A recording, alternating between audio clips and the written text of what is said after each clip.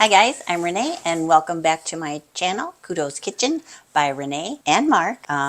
Today, Mark is behind the camera, so Hello everybody. I'm going to be making some candy recipes, and these are featured in some cookbooks, some little pamphlet type cookbooks. This one in particular is what I'm going to be cooking out of today. But I got all these cute little cookbooks from, it says Bear Wallow Books, and it was from a souvenir shop near the St. Louis Arch in St. Louis. So I thought that was fun, and I really haven't made anything out of any of them yet. They've been calling my name, so I thought I'm going to start with candy. The first recipe we're going to be making today is they're called applesauce squares, which I thought, well, that sounds different. Let's give that a try. It sounds very easy. Mark, you want to tell me what the ingredients are? Unflavored gelatin. Okay, got that. Unsweetened applesauce. Got that. Sugar. Got plenty of that. Granulated sugar. Salt. Okay, salt. Easy. Vanilla. Vanilla. Got it. Check. Chopped pecans or walnuts. Okay. Here we go with the pecans. I still have to chop these.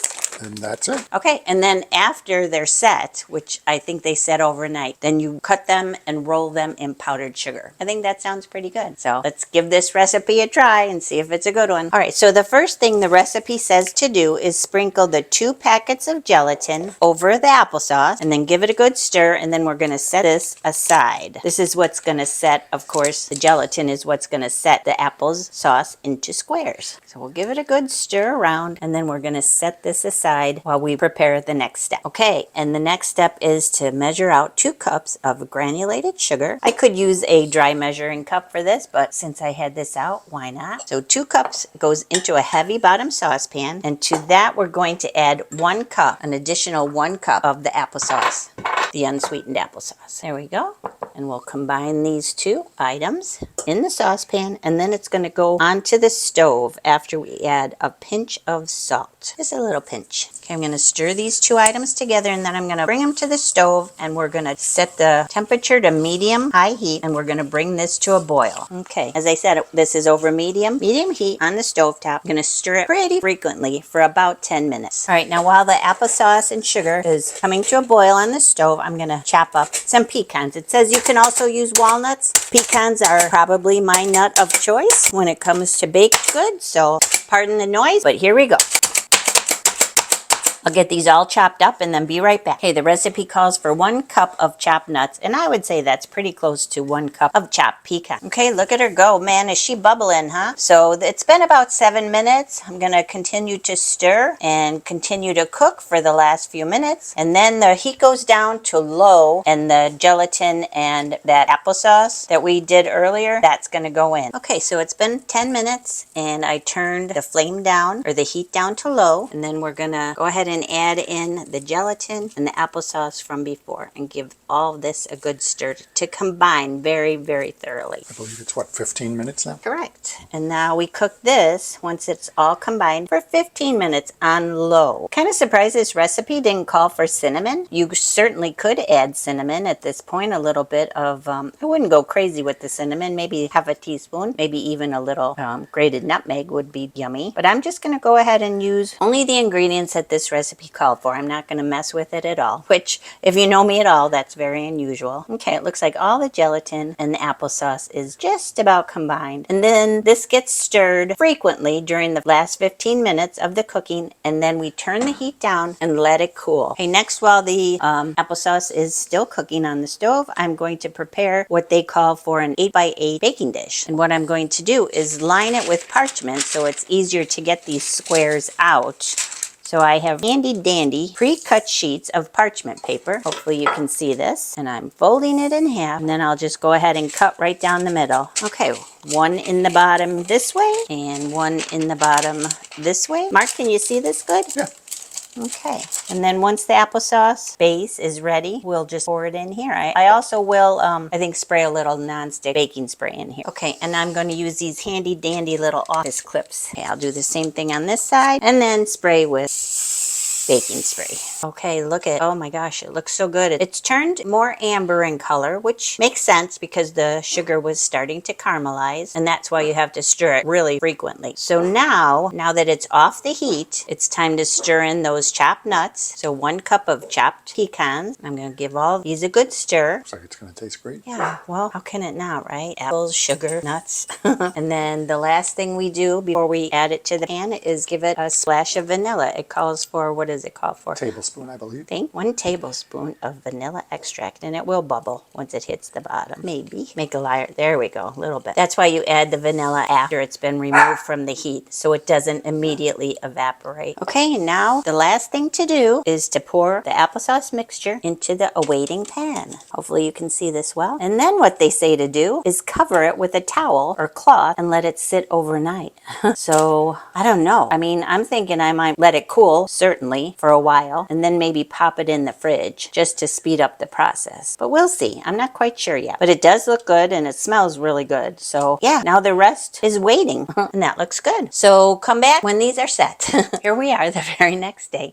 And believe it or not, the chewy apple squares are under this coating of powdered sugar. I put it in the refrigerator overnight just because I wanted it to firm up better than I thought it would on the counter, which is what the recipe called for. So I, kind of made my own rules for that. So it's been in the refrigerator all night.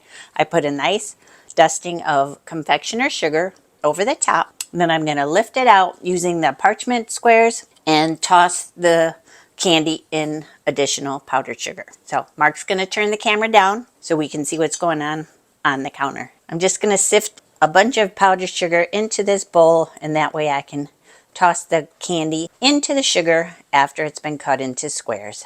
All right, I'm going to say this is roughly 2 cups of sifted confectioner sugar. I'm going to set this aside, and then we're going to hopefully lift this candy out. I'll remove the clips first, and using the parchment paper tabs, hopefully we're going to lift this candy out without much trouble.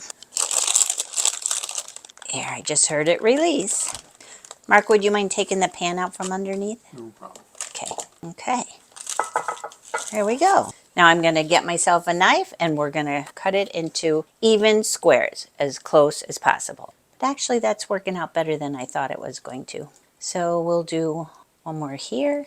I'm pleasantly surprised at the texture here. I really didn't think it was going to cut this nice, and I didn't really think that the powdered sugar was going to sit so nicely on top of the candy itself. All good things. I'm just going to turn it all around and cut it into squares. Okay, and now from here, we take each piece and roll it confectioner's sugar. Okay, so one by one, I'm going to drop them into the confectioner's sugar, give them a toss, and then I'll transfer them to this parchment-lined baking sheet, just so I'm going to knock some of the additional sugar off, kind of pat them. You guys, these are really good, really good. I didn't think I'd like them as much as I do, but they're like, the best way I can describe them is apple pie without the crust. And I know the crust is almost the best part of an apple pie, but imagine that the crust isn't needed. Yum. So I'm going to finish up with all these squares, and then we'll be back. Okay, I'm also finding out the best way to knock off some of the powdered sugar after they've been rolled is to go ahead and take them in your hand and just use it like a sieve, your fingers like a sieve. The extra sugar will just fall through your fingers and back into the bowl. Hopefully you can see that. Can you see that, Mark? Yeah, that works pretty well. You can also have the kids help you with this, but I would suggest if they were a little bit older, maybe not the little ones, because I think you'd have powdered sugar all over the kitchen, even more than I do here, but that could be part of the fun. So I'm going to continue. These are good, don't you think? They turned out a lot better than I thought they were going to, which is a pleasant surprise, and they taste amazing. We're going to let Mark do a taste test in just a little bit. Alrighty, here we both are, and here are the chewy apple squares, and it's time for a taste test. And I've already had a few, and they're really good, but we're going to let Mark give it a go and give an honest opinion. Right here. Okay.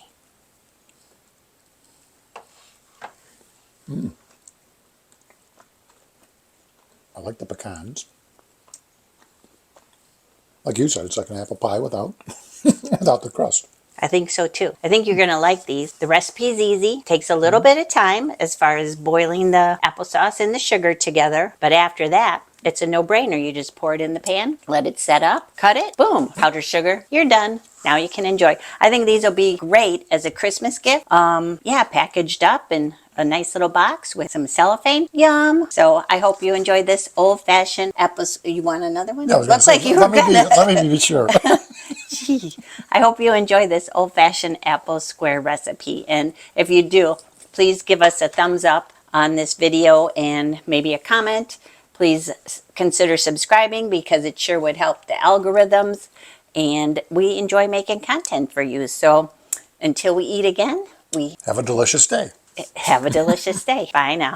It's time to eat. Thanks for watching. Get the full printable recipe at Kudo's Kitchen by Renee.com. And Mark.